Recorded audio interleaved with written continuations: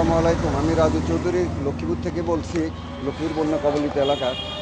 গত কিছুদিন থেকে আমাদের এলাকায় গ্যাসের দাম প্রচুর বেড়ে গেছে, যার আগের মূল্য ছিল 1450 থেকে 1500, সেটা এখন বিক্রি হচ্ছে 1900, 1950 থেকে 2000 টাকা। মানুষ বন্যা আক্রান্ত হয়েছে, মানুষের অবস্থা খারাপ। এদিকে সিন্ডিকেট করে গ্যাসের দাম বাড়িয়ে দিয়েছে, কী জন্য জানি না। বর্তমানে গ্যাসের বিকল্প কিছু নেই, লাড়কি দিয়ে মানুষ রান্না করতে পারে না, লাড়কি ঝুলতে পানি উঠে গেছে। আমরা দেশের সরকার পতন করে কি পেলাম?